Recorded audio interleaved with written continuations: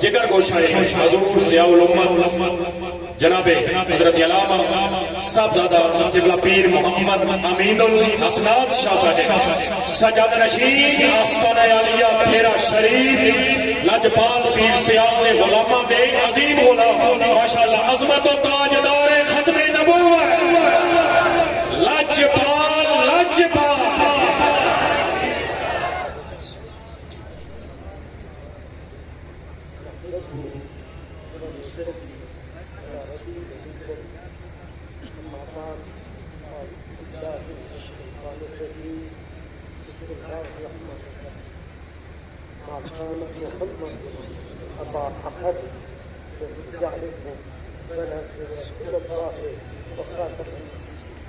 صدق الله العظيم العظيم.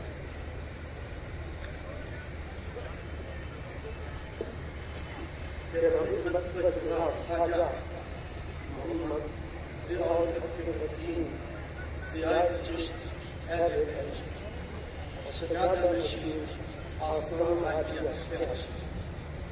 حضرت قبلہ صاحبزادہ محمد قاسم صاحب مدد میرے سارے پیر سیاق کے غلاموں، آج ہمارے مرشد کریم نے ہمیں جس دعوت کے لیے، جس مشن کے لیے بلایا اور آپ کے غلام جس سے محبت اور شوق سے آئے، یہ ایک اپنی مثال آپ ہے.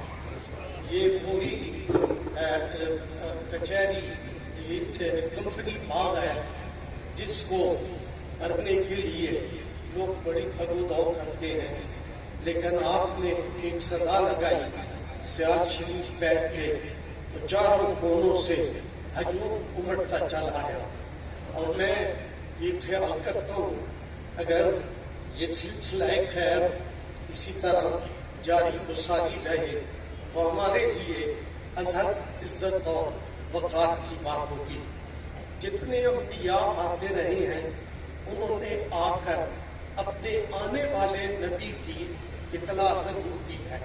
ہر ایک نے بتایا کہ میرے بعد ایک نبی اور آئے گا، میرے بعد اور آئے گا، لیکن جب سرکار عالم صلی اللہ علیہ وسلم اس دنیا میں تشریف لائے تو آپ نے کسی اور آنے والے کا پیغام نہیں دیا. آپ نے بتا دیا کہ اس کے بعد یہ سلسلہ ختم ہو جائے گا.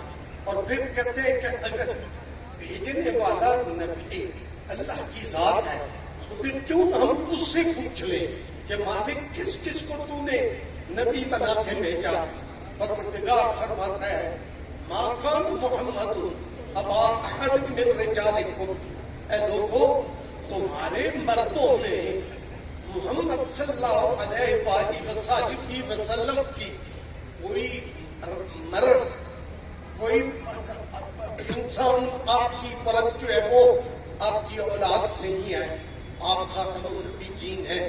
تو جس کی گواہی اللہ کا کلام دے، اللہ کی زبان دے، اور جس کے لیے آنے والے وقت کے بارے میں اللہ کا رسول خود بیان فرمائے کہ میرے بعد 30 کذاب آئیں گے، وہ نبی نہیں ہوں گے، وہ جھوٹے ہوں گے.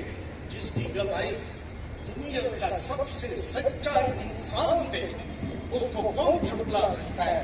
علامہ اقبال میونخ یونیورسٹی سے پی ایچ ڈی کیا انہوں نے، وہاں ایک وزٹ پہ گئے، ان کے ایک پروفیسر نے ان سے پوچھا آپ خدا کو مانتے ہیں کہ خدا ایک ہے؟ آپ نے کہا مانتا ہوں. کہا اس لیے کہ مسلمانوں کے گھر میں پیدا ہوئے؟ کہا نہیں اس لیے نہیں، بلکہ مجھے اس نے بتایا ہے کہ خدا ایک ہے جس کے دشمن اس کو سچا کہتے ہیں، جس کے دشمن اس کو کہتے ہیں کہ تو سب سے بڑا سچا ہے. تو آؤ اس سچے کی بات مانے، آئے اپنے رب کا حکم مانے، آئے اپنے مرشد کی دعوت پہ لبیک کہے. اللہ میرے پیر کا آستانہ آباد و شاد رکھے، خیر سے رہے، عزت سے رہے. پاکستان زندہ باد، میرا پیر پائندہ باد.